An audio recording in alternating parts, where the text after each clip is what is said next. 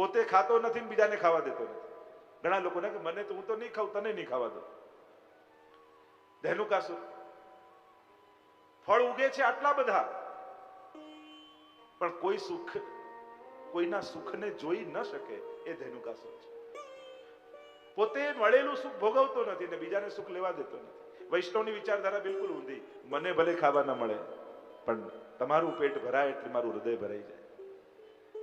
વૈષ્ણવ તો પ્રસાદ લઈને આનંદ માણે, લેવડાવીને. ધેનુકાસુરનો ઉદ્ધાર કર્યો. આગળ કાલીય દમનની કથા આવી. કાલીય દેહમાં કાલીય નાગ રહે છે. આખું જલ વિષવાળું થયું છે. પ્રભુ પધાર્યા. કાલીય નાગ સાથે ભયંકર યુદ્ધ થયું છે. તાંડવ ગતિ મુંડન પર નિર્તત હે બનવારી પમ પમ પમ પગ પટકત ફમ ફમ ફમ ફનન ઉપર બિમ બિમ બિમ બિનતી કરત નાગ વધુ આય. પ્રભુ મસ્તક પર ચડીને થઈ થઈ કરીને ચરણ પ્રહાર કરે અને વિષ બહાર કાઢે. બધા અસુરોને ભગવાને માર્યા, કાલીને માર્યો નહીં, કારણ કે ઇન્દ્રિય અધ્યાસ છે. આંખ ખરાબ જુએ તો એને ફોડી ન નખાય, સારું જોવાની આદત પડાય. કાન ખરાબ સાંભળે તો એમાં ખીલા ભગવાની જરૂર નથી, એને સારું સાંભળવાની આદત પાડવી. ઇન્દ્રિયોનું દમન થાય. વિનંતી કરી છે નાગપત્નીઓએ કે આપ ક્ષમા કરવાને.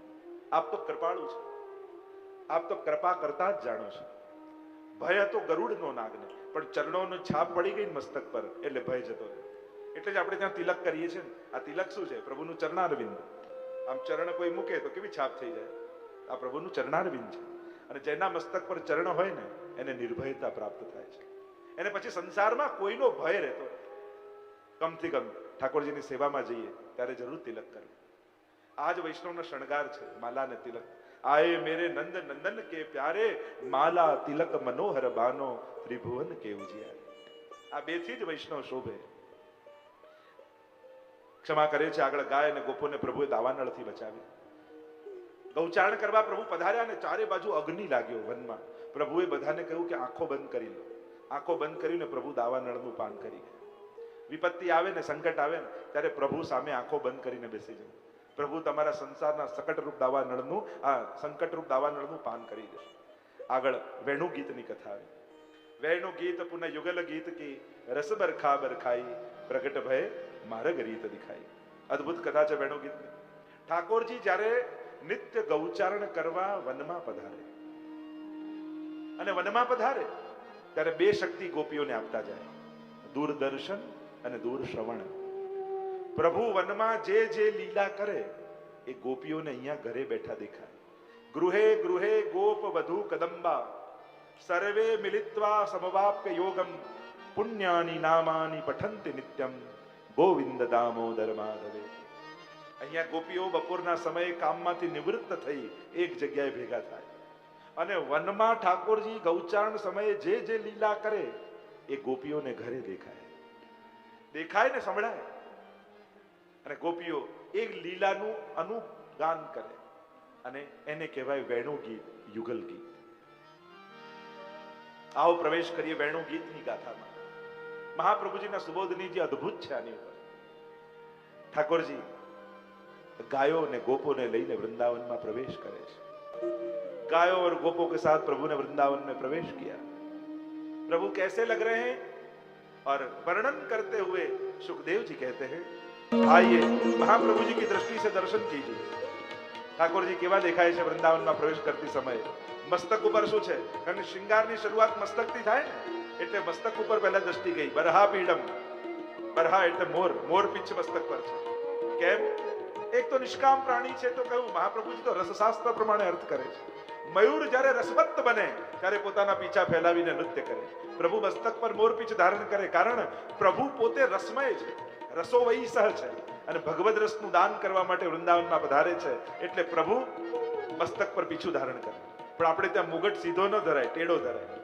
પીછું ટેડું છે, કારણ કે પ્રભુ રસના પાત્ર છે, અને ભગવદ રસ એમની અંદર બિરાજે, અને પાત્રમાં રહેલો રસ કોઈને આપવો હોય તો પાત્ર ટેડું કરવું પડે. એટલે જ આપણે ત્યાં મુગટ ટેડો, કારણ કે રસદાન છે. બરહા પીડમ નટવર વપુ, નટવત અને વરવત. શૃંગાર રસરૂપ પ્રભુ પોતે છે, અને શૃંગાર રસ દ્વિદલાત્મક છે, વિપ્રયોગાત્મક અને સંયોગાત્મક. કદાચ થોડું અઘરું લાગશે, પણ મહાપ્રભુજીની વાણી છે. અને તદુક્તમ અપી દુર્બોધમ સુબોધમ સાધ્યતા તથા. મહાપ્રભુજીની વાણી તો દુર્બોધ છે ને, સહજમાં ન સમજમાં આવે, પણ સાંભળતા સાંભળતા ક્યારેક આ બધા શબ્દો સાંભળ્યા હશે ને તો ક્યારેક સમજાશે ખરા. એટલે કહું છું, દ્વિદલાત્મક, વિપ્રયોગાત્મક, સંયોગાત્મક. બરહા પીડમ નટવર વપુ કર્ણયો કર્ણિકારમ. કાન બે અને પુષ્પ એક કર્ણિકારનું. કર્ણનું પુષ્પ ભગવાને કાનમાં ખોસ્યું છે. જે રસનું દાન કરવું હોય તરફ ઠાકોરજી રોપે. બિબ્રદ્વાસ કનક કપીશમ, સોના જેવું પીળું પીતાંબર ધર્યું છે. વૈજયંતીમ જ માલા, વૈજયંતી માળા ધરી છે. વૈજયંતી માળા બે પ્રકારની હોય, એક મણીની અને બીજી પુષ્પની. અત્યારે પ્રભુએ પુષ્પની ધરી છે. વૈજયંતીમ ચ કહીને મહાપ્રભુજી કે વનમાલા પણ ઠાકોરજી ધારણ કરી છે. ચમાલા રંદ્રાન વેણો રધર સુદયા, વેણુના છિદ્રોને ભરતા પ્રભુ. પૂરયન ગોપ વૃંદઈ, અને વિછિદ્રોને ભરતા ગોપ વૃંદની સાથે ઠાકોરજી વૃંદાવનમાં પ્રવેશ કરી રહ્યા છે. વૃંદાવન પ્રસન્ન થઈ રહ્યું છે અને પ્રભુનો એ નાદ ચારે બાજુ વૃંદાવનમાં વ્યાપી ગયો છે. અને વૃંદાવનમાં એ નાદનો પ્રભાવ કેવો પડ્યો. ગોપીઓ એક એક જીવને જોતા, કારણ કે જે ચેતન હોય એ જડ બની જાય, જડ હોય એ ચેતન જેવા થઈ. અદભુત વર્ણન વેણુ ગીતમાં છે. સૌથી પહેલા ગોપીઓને થયું, અમારી કોઈ શોક હોય, દુશ્મન હોય તો આ વેણુ છે. કારણ જે સુધા અમને મળવી જોઈએ એ સુધા પોતે પી જાય છે.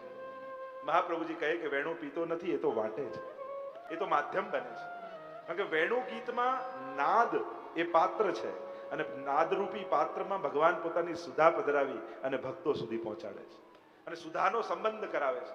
એની આ પ્રક્રિયા, ભગવદ રસના અનુભવની પ્રક્રિયા એ વેણુ ગીતની કથા છે.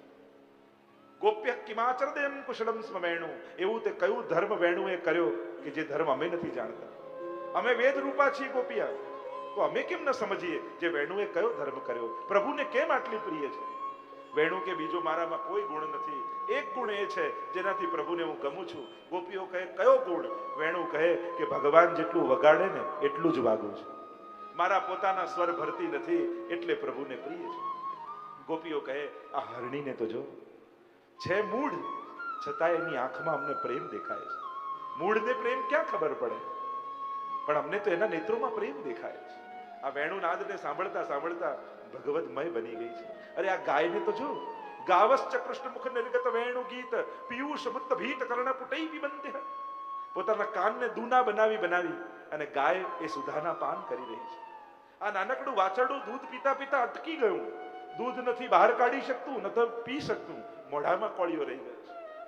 ગાયે કાનને દૂના બનાવ્યા, વાટકી ન બનાવી. હવે દો ના, બે નહીં એક જ, જેમાં એક વાર એક જ રસ પીવાય એનું નામ દોના. વાટકીમાં તો આજે દૂધ પીએ ને કાલે ધોઈને છાછે પીવાય, પણ દૂના બનાવ્યા, બીજો રસ ન પીવાય. અરે ગોપીઓ, આ પક્ષીઓને તો જુઓ, આ પક્ષીઓ નથી પણ મુનિઓ છે. પ્રાયો બતામ વિહિગા મુનયો વનેસ્મિન. શાંત થઈ ચંચલતા છોડી ભગવદ રસનું પાન કરી રહ્યા છે. અરે આ પુલિંદજીઓને તો જો, પૂર્ણા પુલિંદ ઉરુગાય પદાબ્જ રાગ. પ્રભુના કેવી કૃપા એમના પર થઈ કે પ્રભુનું પ્રસાદી કુમકુમ એને મળ્યું અને જ્યાં હૃદયમાં લગાડ્યું તો રાસ લીલાનો અનુભવ એમને થઈ ગયો. આ ગિરિરાજજીને તો જો, ગિરિરાજજી કોઈ પર્વત નથી ગોપી. અંતાય મદ્રિર બલા હરિદાસ વર્યો. આ તો હરિના દાસોમાં વર્ય છે. પ્રભુનો સ્પર્શ થતા જ એમના રૂવાડા રૂવાડા ઉભા થઈ જાય છે. એ આનંદ આ હરિદાસ ગિરિરાજજી પોતે લઈ રહ્યા છે. આમ વેણુ ગીત ગાતા ગાતા ગોપીઓ કૃષ્ણમય બની ગઈ. પ્રભુની એ સુધા, પ્રભુનો એ નાદ જળને ચેતન કરે, ચેતનને જળ જેવા બનાવી દે. ચંચળની ચંચળતા સમાપ્ત થઈ જાય, જળ ચેતન જેવા થઈ જાય, ચેતન જળ બની જાય. એવો વેણુનો પ્રભાવ. વશ્ચ ઈશ્ચ તૌ અણુ. વેણુ એટલે શું? જેની આગળ વિષયાનંદ અને બ્રહ્માનંદ પણ અણુ જેવા થઈ જાય, એ જ વેણુ છે. આ વેણુ ગીતની સુંદર ગાથા ગાઈ. આગળ ચીરહરણ લીલાનો પ્રસંગ આવ્યો. પ્રભુએ ગોપીઓના ચીરનું હરણ કર્યું. ગોપીઓ સ્નાન કરી રહી હતી. ચીરહરણ લીલા એટલે સૂક્ષ્મ વાસનાઓનું હરણ. જ્યારે પધાર્યા યમુનાજીમાં તો યમુના રૂપ થયા અને ત્યારે સુખદેવજી એમને વ્રજાંગના કહ્યા. ત્યાં સુધી ગોપી નામનો ઉચ્ચારણ કરતા હતા. હવે ગોપીઓ વ્રજાંગના બની ગયા.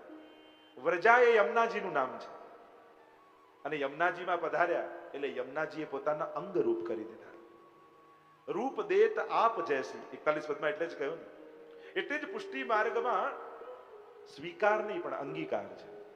મર્યાદા માર્ગમાં સ્વીકાર, પુષ્ટિ ભક્તિમાં અંગીકાર. મર્યાદા માર્ગમાં ભગવાન સ્વીકારે. જેમ કોઈ પેંડો આપે તો હાથમાં લેવું એ સ્વીકાર કહેવાય, પણ એ જ પેંડાને મુખમાં મૂકી દઈએ તો પેંડો સ્વરૂપ થઈ જાય.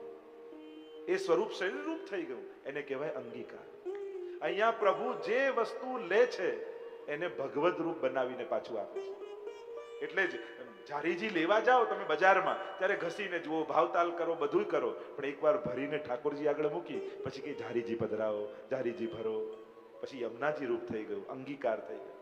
એ જ ફૂલ લેવા જાઓ બજારમાં તો ભાવતાલ કરીને ખરીદો, પણ એકવાર પરોવીને માળા બનાવી પ્રભુને ધરાવી માલાજી પધરાવો, પ્રભુ માલાજી પધારે તો ઊભા થઈને સ્વીકારવામાં આવે, એને ભગવદ રૂપ માનવામાં આવે.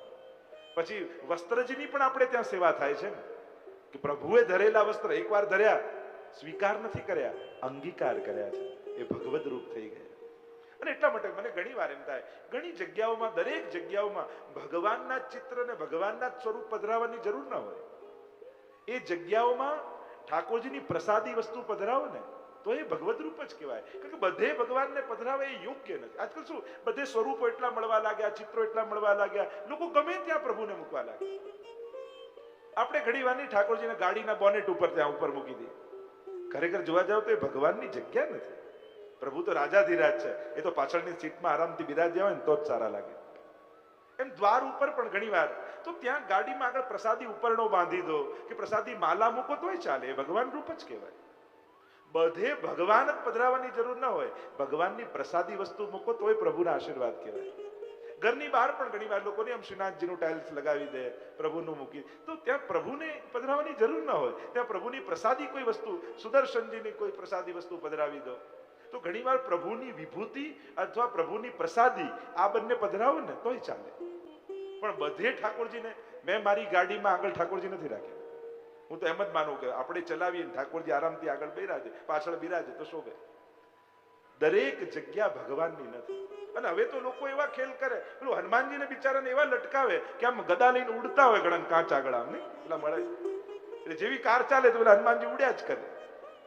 દેવતાઓની જેટલી દુર્દશા હિન્દુ સમાજે કરી છે એવું કોઈ ધર્મના લોકો કરતા નથી. ક્યાંક તો ડિગ્નિટી ને રિસ્પેક્ટ હોય છે. આ દેવતાઓ છે બધા, એમનું માન સન્માન હોવું જોઈએ. ગમે ત્યાં એમના ફોટાને ગમે તેમનું લઈને ગણેશજીને ક્રિકેટ રમતા બતાવી દે, વોલીબોલ રમતા બતાવી દે ને આ ગણેશ ચતુર્થીમાં જે ગણેશજીની આપણે દુર્દશા કરીએ છીએ, આ ખરેખર જોવા જાવ તો યોગ્ય નથી. આ દેવતાઓ છે, એમનો આદર થવો જોઈએ, રિસ્પેક્ટ થવું જોઈએ, એમની પૂજા થવી જોઈએ. ગમે તેવા એમના નામે ખેલ કરવા એ શ્રદ્ધા માટે બરાબર નથી. કારણ કે જેટલું આવા વિચિત્ર રૂપે આપણે એમને જોઈએ છે ને, એવી આવતી પેઢીની શ્રદ્ધા એમનામાંથી ગુમાવતા જઈએ છે. ખાલી હિન્દુઓ જ છે જે પોતાના ભગવાનના કાર્ટૂનો બનાવે છે, બાકી કોઈ ધર્મના લોકો જલ્દી એમના ભગવાનના કાર્ટૂન બનાવવા તૈયાર ન થાય. અરે એકવાર કોઈ કોશિશ કરી તો કેટલી ધમાલ થઈ ગઈ. કારણ કે શું થશે, ધીરે ધીરે ભવિષ્યમાં એવો સમય આવી જશે કે ક્યાંક આવતી પેઢીઓ આ બધા કાર્ટૂનના પાત્રો જ સમજવા લાગશે. લોકોને ભગવાનના નામે ગેમો બનાવી છે, ભગવાનના નામે રાઈડો બનાવી છે. કેમ ભગવાનને રમવાનું સાધન બનાવવા આપણે બધા મંડી પડ્યા છે. થોડુંક રિસ્પેક્ટ અને આદરની આપણે માનીએ છીએ કે આવું બધું કરવાથી નવી પેઢી સ્વીકારશે પણ રમવા માટે સ્વીકારશે, અને ભગવાન તરીકે નહીં જ સ્વીકારે. એમને રિસ્પેક્ટ તો નહીં જ રહે. આપણી એવી ખોટી માન્યતાઓ ઘૂસી ગઈ છે. બસ આવું બધું એમનું સ્તર ઘટાડીને એમને કાર્ટૂન બનાવીને રમકડા બનાવીને આપો તો એ બધા રાજી થાય, એ લોકોને મજા આવે. એ લોકો મજા માણે છે પણ ભગવાન તરીકે નહીં, કાર્ટૂનના પાત્ર તરીકે, રમતના સાધન તરીકે.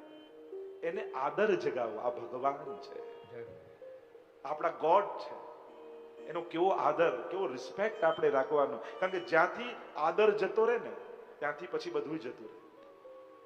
આપણા બધાના દિમાગમાં એવું ઘૂસી ગયું છે બસ સહેલું કરીને આ લોકોને આપીશું ને તો એ લોકોને ભગવાનમાં, એ લોકો ભગવાન તરીકે નથી માની રહ્યા. તમે સમજો, એ લોકોને રમવાના રમકડા તરીકે સ્વીકારી રહ્યા છે. અને એટલા માટે બહુ ચિંતનનો વિષય છે કે કઈ રીતે આને સ્વીકાર. આ અત્યારના જમાનામાં ભગવાનને કઈ રીતે તમે આવતી પેઢીને આપવા માંગો છો? રમકડું બનાવીને? વિચાર કરજો, ચિંતન કરજો. ભગવાનને ભગવાન તરીકે ન સમજાવ્યા તમે તો પછી એને ભગવાન મળ્યા જ ક્યાં? એટલે બહુ વિચારણીય પ્રશ્ન છે કે આ દેવતાઓ સાથે આપણે આ બધું શું કરી રહ્યા છે. એમના વિધાન પૂજનના કેવા હોવા જોઈએ, કઈ રીતે આદર કરવું જોઈએ, કઈ રીતે પૂજા કરવી જોઈએ. ગમે તેનો 56 ભોગ ને ગમે તેના હિંડોળા. મહાદેવજીને પલ્લા કરો તો એ ગભરાઈ જાય કે હું અજન્મા ને અમર, આ મને ક્યાં પલ્લે ઝુલાવે છે. એમની લીલા જ નથી. તમે બીજા કોઈનો 56 ભોગ કરો તો એ વિચારમાં પડે કે મેં ક્યારે આ લીલા કરી જ નથી. ગમે તેના હિંડોળા કરો તો એ ગભરાઈ જાય કે આ મારી લીલા જ નથી.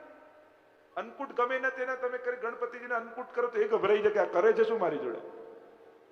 જેનું જે પ્રકારનું વિધાન હોય પૂજનનું, એનું એ પ્રકારનું જ વિધાન કરવું જોઈએ. લગ્નમાં ગણપતિ સ્થાપન થાય તો ગણપતિ સ્થાપન જ થાય. ના અમે તો શ્રીનાથજી માની ગણપતિ શ્રીનાથજીને પધરાવો તો એ બી યોગ્ય નથી. જે જેનું વિધાન છે એ પ્રમાણે થવું જોઈએ. એટલે ખાસ અનુરોધ કરીશ કે ભગવાનનું અને દેવતાઓનું રિસ્પેક્ટ શીખવાડજો આવતી પેઢી. કારણ કે આ વોટ્સઅપની દુનિયામાં પૂરું જય શ્રી કૃષ્ણ બોલવા આપણે તૈયાર થતા નથી. જો બધા કેવું સરસ બોલી, આ તો સારું હું છું યદુનાથજી તો પૂછે શું લખો છો, એ તો તમારી પાસે જ બોલાવત.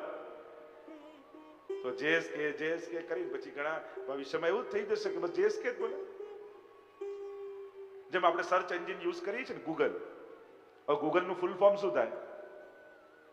ગૂગલનું શું ફૂલ ફોર્મ હોય? ગૂગલ જ કહેવાય ના, એનું પૂરું ના, તો શોર્ટ ફોર્મ છે. હવે તમે બહુ વાર સુધી આ નામ ગૂગલ યુઝ કર્યું તો પૂરું નામ ભૂલી ગયા, શોર્ટ ફોર્મ જ નામ થઈ ગયું. એમ કદાચ જેસ કે લખતા જય શ્રી કૃષ્ણ ખોવાઈ ન જાય ને જેસ કે જ ના કરવા લાગી કે. બાકી ગૂગલનું ફૂલ ફોર્મ એમ થાય global organisation oriented group language of earth, આને કહેવાય ગૂગલ. આનું ફૂલ નેમ પણ આપણને ખબર જ નથી. ભલે તમે સોફ્ટવેર એન્જિનિયર કેમ ના હો, એવું યાહૂનું પણ આખું છે. પણ આપણે શોર્ટ ફોર્મ યુઝ કરતા શોર્ટ ફોર્મને નેમ બનાવી દઈએ. એમ કદાચ હવે તો સારું થયું ફોન સ્માર્ટ થઈ ગયા છે. એટલે જે લખો તો જય આવી જાય, કે લખો તો કૃષ્ણ આવી જાય, એટલે જય શ્રી કૃષ્ણ આવી જાય. સારું થયું. જેટલા ફોન સ્માર્ટ થતા જાય છે એટલો માણસ,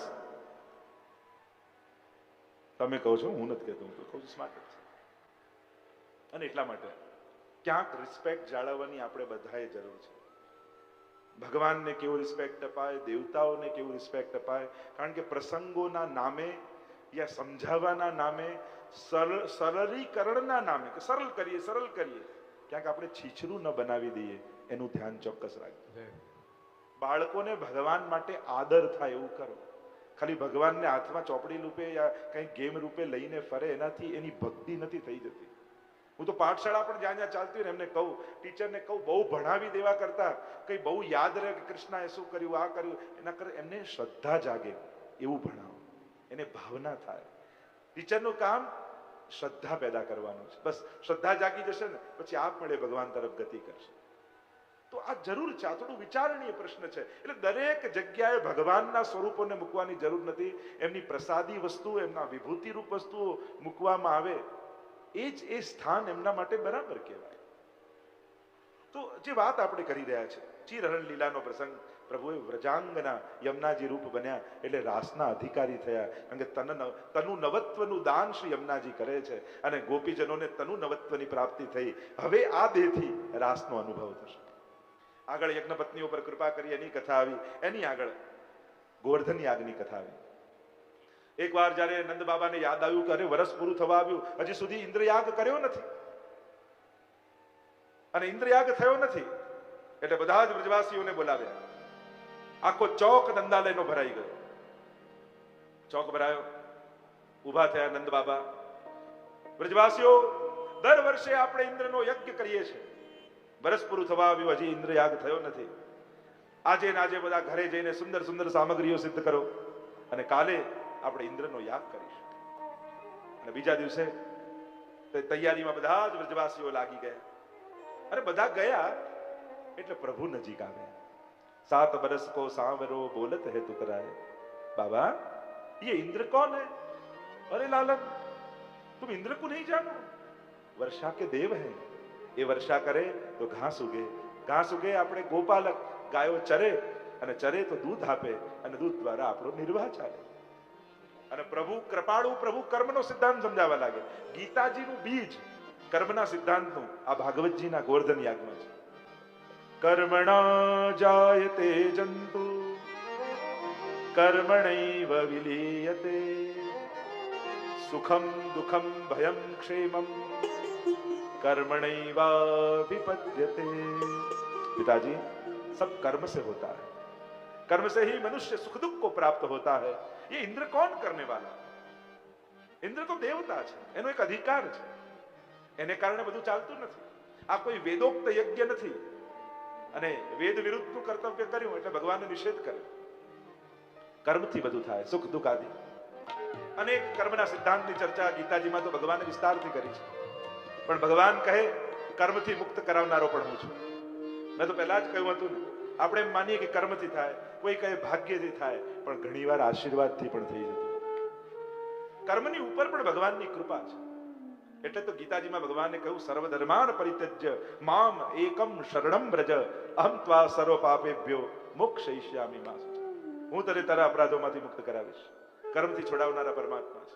બાકી કર્મના સિદ્ધાંતોની બહુ વિસ્તારથી ચર્ચા થઈ. ઘણીવાર નિષ્કામ કર્મની વાત આવી, ઘણીવાર ભગવત પ્રીત્યર્થ કર્મની વાત આવી.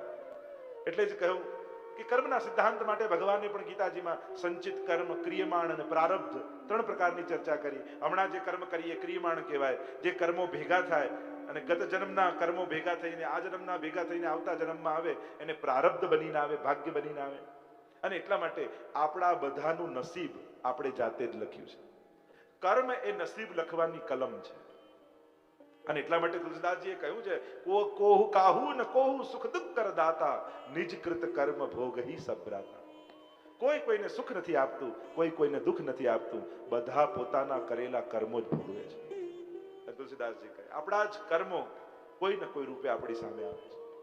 અને એટલા માટે કર્મ એક કલમ છે. ગીતાજીમાં એટલે જ કહ્યું ગહનો કર્મણા ગતિ. કર્મની ગતિ અતિશય ગહન છે. એ સમજમાં ના આવે. આપણને લાગે મેં તો કઈ કર્યું, ખોટું નથી કર્યું, છતાંય મને દુઃખ કેમ ભોગવવા પડે? આ જન્મમાં નહીં તો ગત જન્મના હશે. પણ દુઃખની જનની એ પાપ છે. પણ હું તો હંમેશા કહું કે જ્યારે પણ દુઃખ આવે ને ત્યારે થોડાક રાજી થવું. કેમ? ચલો એક પાપ ગયું મારું, પાપનું ફળ દુઃખ છે ને. અને જ્યારે સુખ આવે ત્યારે થોડાક દુઃખી થવું, અરે મારું એક પુણ્ય ગયું, લાવ નવું બાંધી લો. એટલે દુઃખમાં પ્રસન્ન થવું કે પાપ ભોગવાયા, સુખમાં દુઃખી થવું, મારું એક પુણ્ય ગયું.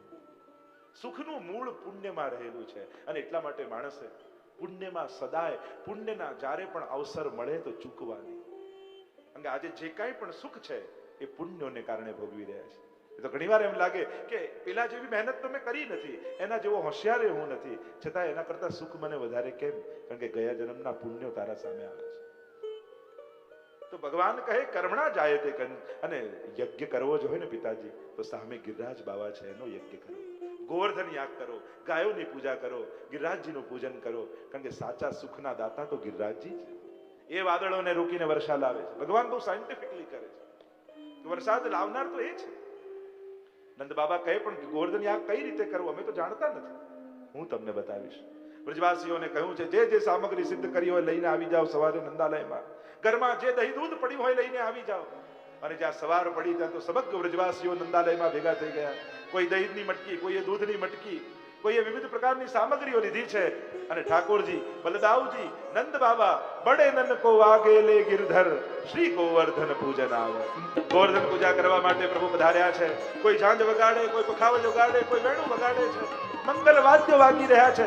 માનસી ગંગામાંથી જલના જલ ઘડાના ઘડા ભરીને લાવ્યા. ગિરિરાજ બાબાને સ્નાન કરાવ્યા મુખારવિંદ પર. કહ્યું ધોરી ગાયનું દૂધ લાવો. દૂધની મટકી, બીજી મટકી, ત્રીજી મટકી. સખાઓ તો એકબીજા પર દૂધ ઉછાળવા લાગ્યા. ગિરિરાજજીનું પૂજન પ્રભુ કરી રહ્યા છે.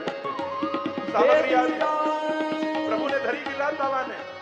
અને એક પછી એક અન્નનો કૂટ થઈ ગયો, પર્વત બની ગયો. અન્નના ટોપલાના ટોપલા, ટોપલાના ટોપલા, આખું મુખારવી ઢંકાઈ ગયું. ઠાકોરજીએ 5 શિખર કર્યા. કહ્યું જે જે સામગ્રી ધરી લાયા છો બનાવીને ગિરિરાજજીની સન્મુખ ધરી દો. એક પછી એક છાપો આવવા લાગી. દૂધઘરની, નાગરીની, અંસકડીની, મેવાની, સકડીની વિવિધ પ્રકારની સામગ્રીઓ ગિરિરાજજીની સન્મુખ ધરાઈ છે. અને હવે ધૂપ દીપ થઈ રહ્યા. અને જ્યાં ગિરિરાજ બાબાને ભોગ આવી રહ્યો છે, ઠાકોરજી કે આ તો પ્રગટ દેવ છે. બધાની સામે બધાની સામગ્રી પ્રત્યક્ષ આરોપ છે. એ ઇન્દ્રને તો યજ્ઞ કુંડમાં તમે નાખતા તો ઇન્દ્ર સુધી પહોંચતું. આ ગિરિરાજજી તો એવા છે તમારી સામે હાથ લાંબો કરીને આરોગશે, પણ ભોગ આરોગી રહ્યા છે ત્યાં સુધી પરિક્રમા કરીને આવીએ. ઠાકોરજી વ્રજવાસી સાથે પરિક્રમા કરીને પાછા પધાર્યા છે અને જ્યાં વ્રજવાસીઓ આવીને સામે ઉભા રહીને જુએ તો ભોગ એમને પડ્યો છે. અરે લાલા, તુને તો કહી थी कि ठाकुर जी गिरिराज बाबा तो प्रगट आरोगेंगे, सामग्री तो यों के यों पड़ी है. ઠાકોરજીએ કહ્યું કે હમણાં આરોગશે અને જ્યાં વિનંતી કરી કે ગિરિરાજ બાબા અમારી રંચક સામગ્રી આપને ધરી છે, પ્રેમથી આપ આરોગો. અને જ્યાં વિનંતી કરી ત્યાં તો સહસ્ત્ર ભુજા ધારણ કરી ગિરિરાજ બાબાએ અને એક એક છાપ લઈ મુખમાં પધરાવા. વ્રજવાસીઓ ગભરાયા, અરે લાલા ये तो सब आरोग जाएगो. એટલે મટકી ઉચકીને ભાગ્યા. કોઈ છાપ ઉચકીને ભાગ્યો, કોઈ મટકી ઉચકીને ભાગ્યા અને આ ગિરિરાજજી ભોગ ધરેલું છોડે. ગિરિરાજજી હાથ લાંબો કર્યો, પકડી મટકી ખેંચીને લાવ્યા, આરોગવા લાગ્યા. એકની છાપ પકડી ઉચકીને ભાગ્યા. ભાગતા સખાઓની એક એક સામગ્રી પકડીને આરોગવા લાગ્યા અને સહસ્ત્ર ભુજાથી વ્રજવાસીઓનો અન્નકૂટ આરોગી રહ્યા. દેખો ગિરિરાજ બાબા ભોજન આરોગે. વ્રજવાસીઓની સામગ્રી આરોગ્યા. ઇન્દ્રને ખબર પડી વ્રજવાસીઓએ મારું અપમાન કર્યું છે. સંવર્તક નામના મેઘોને આજ્ઞા કરી જે પ્રલયકાળમાં વર્ષા કરે, જાઓ ડૂબો દો બ્રજ કો. અને આકાશમાં કાળા ડિંબ વાદળો ઘેરાવા લાગ્યા અને મોટી મોટી શિલાઓની જેમ વર્ષા થવા લાગી. ગભરાયા વ્રજવાસીઓ, ભાગતા આવ્યા પ્રભુ પાસે, પ્રભુ રક્ષા કરો. ઠાકોર जी ने कहा जिनको गिरिराज जी का हमने पूजन किया है वही हमारी रक्षा करेंगे. चलो गिरिराज जी की शरण में चलते हैं. વ્રજવાસીઓને લઈને ઠાકોરજી ગિરિરાજજીની તળેટીમાં પધાર્યા છે. કંદરામાં પ્રવેશ કરી જમણા હાથની કનિષ્ઠાથી લઈ અને ડાબા હાથની કનિષ્ઠા પર ગિરિરાજ બાબાને ધારણ કર્યા. બોલો ગોકુલનાથ કી જય, ગોકુલનાથ કી જય. ગોકુલનાથજીનું સ્વરૂપ એ ગિરિરાજજી ધારણનું સ્વરૂપ છે. વ્રજવાસીઓને કહું, મામ એકમ શરણમ વ્રજ, મારી શરણે આવી જાઓ. બધા જ વ્રજવાસીઓ ગાયો આદિને લઈને શરણે આવી ગયા. પ્રભુએ ચતુર્ભુજ રૂપ ધારણ કર્યું. બે ભુજામાં વેણુ ધારણ કરી, એક ભુજામાં શંખ લીધો. શંખ એ જલનું આધિદૈવિક સ્વરૂપ છે. જેટલી વર્ષા થાય એ બધી જ વર્ષાના જલનું શોષણ ભગવાન શંખથી કરે છે. બીજી ભુજાથી ગિરિરાજ બાબાને ધારણ કર્યા છે. માનો ગોવર્ધન નૃત્ય કરે. પ્રભુને ભાર નથી લાગતો. ગિરિરાજ બાબાને તો આનંદ આપી રહ્યા છે. અમારા અષ્ટસખા તો કહે ગિરિરાજ બાબા ઠાકોરજીની આંગળી ઉપર નાચી રહ્યા છે. માનો ગોવર્ધન નૃત્ય કરે, નાચી રહ્યા છે. માનો ઠાકોરજી ઉંગલી નિર્દેશ કરીને કહેતા હોય કે ભક્તોનો આશ્રય કરશો તો ભગવાન મળશે. આ હરિદાસ વર્ય ગિરિરાજજી છે, એનો આશ્રય કરજો. અને આમ બે હાથમાં ઠાકોરજી વેણું ધારણ કરી થયું કે આ 7 દિવસ સુધી ભૂખ્યા તરસ્યા વ્રજવાસીઓ રહેશે કેમ? અને આમ વિચાર કરી વેણુનો નાદ ઠાકોરજીએ કર્યો. દેહાનુસંધાનની વિસ્મૃતિ વ્રજવાસીઓની થઈ ગઈ. 7 દિવસ ક્યાં જતા રહ્યા ખબર ન પડી. ઇન્દ્ર હાર્યો. દંડવત કરતા ઠાકોરજી પાસે આવ્યા. ક્ષમા માંગી છે, મારો અપરાધ થયો. ક્ષમા માંગી. ઠાકોરજીએ ક્ષમા આપી. કહ્યું ઠીક છે, તે પરીક્ષા તો કરી પણ વ્રજવાસીઓને મારા શરણે લાવી દીધા. ક્ષમા આપી.